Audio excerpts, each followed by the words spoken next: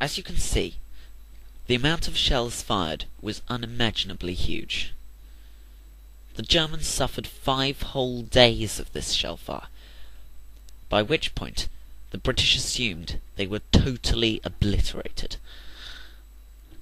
The shell fire was so powerful and so loud that it could be heard right here in the middle of London.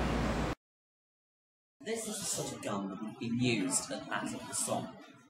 It's a 13-pounder quick-firing gun Mark I.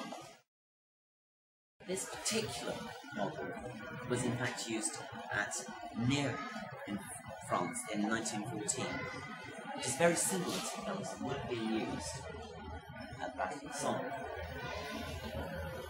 It's quite large and would have caused a full lot of devastation on the German lines.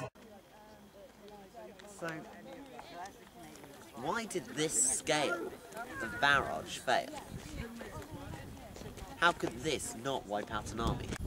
This is why.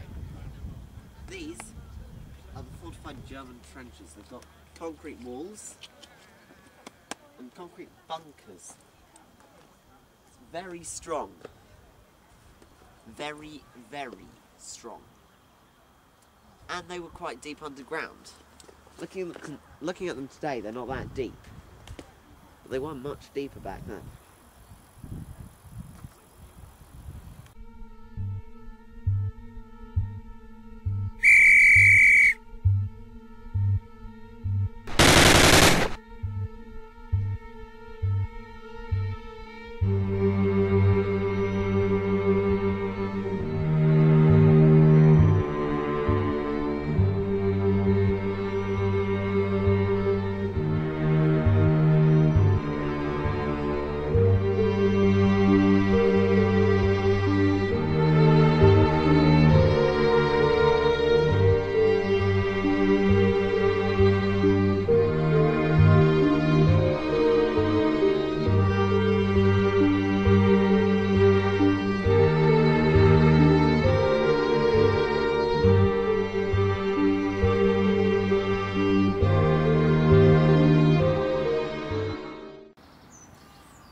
The Battle of the Somme was a horrific battle. Thousands upon thousands of lives were lost, and many more men were wounded or missing. Travelling through the area of France in which the battle occurred, it's hard to travel for more than 5 minutes without seeing a cemetery. And in these cemeteries, the sheer number of unnamed graves, graves of men who were too mutilated to be recognised, is just overwhelming.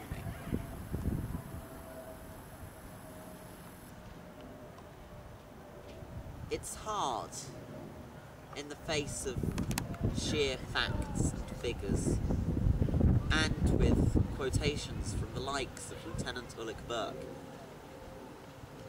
to think that the Somme was a success.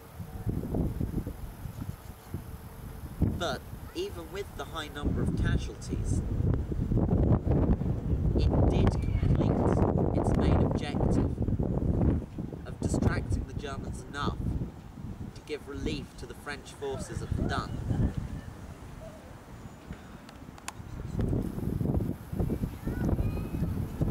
But nonetheless, for the soldiers who were there,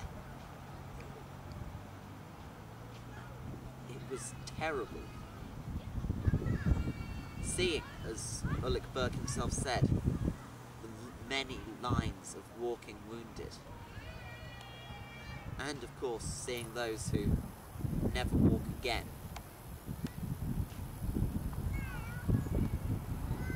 Must have scarred them for life.